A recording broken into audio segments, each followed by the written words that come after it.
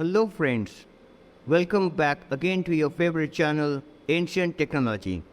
Today we are going to see one of my favorite, the Brihadeshwara temple. It is located in Tanjavur or Tanjore in Tamil Nadu. Brihadeshwara temple is also popularly known as a big temple or PERIYA in Tamil. It was constructed around thousands years ago, around 1010 AD. It is a Hindu temple dedicated to Lord Shiva. We have learned many things about Mughals, Britishers in our history classes, but they did not teach anything about Indian technology, Indian advanced, Indian ancient technologies. Here we go with the Brihadeshwara temple. Now we are moving inside the temple, crossing the gates. See the designs, the inscriptions, the hard work, the perfections in building the gates. How minutely the structures were made. Superb. Let's move towards the temple now. Well, after crossing the gates, we are moving towards the big Nandi, the huge structure of a bull. Well, here we can see a huge structure of a bull or Nandi. It is carved out of a single rock and is about 16 feet tall. Now, we are moving towards the temple gate, the Brihadeshwara temple gate. As I said, the temple was made around 1000 years ago, and the temple walls are completely made of granite, one of the hardest material on earth. Even in modern days, we use diamond-tipped tools to make this kind of structures out of a granite. Let's move inside the temple now. It feels great to see the lingam of the Brihadeshwara temple. An amazing sight because the lingam is over 13 feet tall above the ground. Another 13 feet is buried under the ground to make a strong foundation. It is interesting to note that the doorway of the temple is smaller in size than the lingam. It is believed that the lingam was made first and then the tower or the vimana was built around it.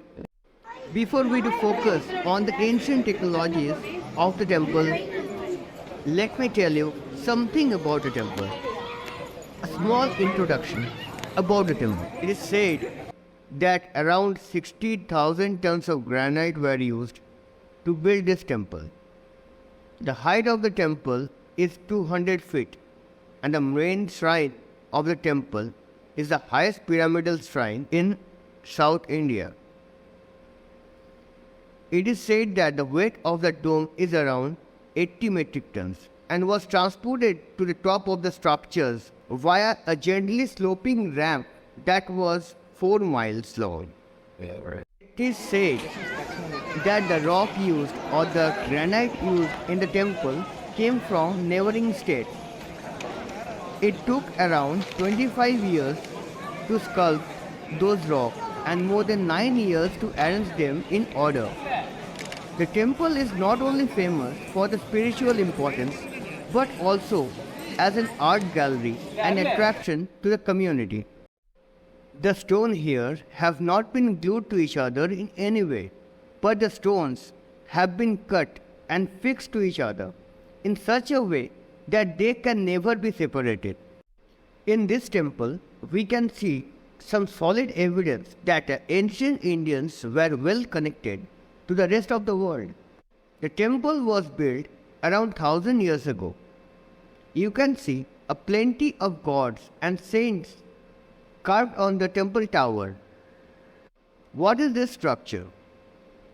You can see a European carved on the temple. This is really surprising because according to the history book, the first European to reach South India was Vasco da Gama in 1498, but the temple was built around 500 years before his arrival. Here is another carving in the same temple. That is also quite incredible. This clearly shows a Chinese man with a long beard.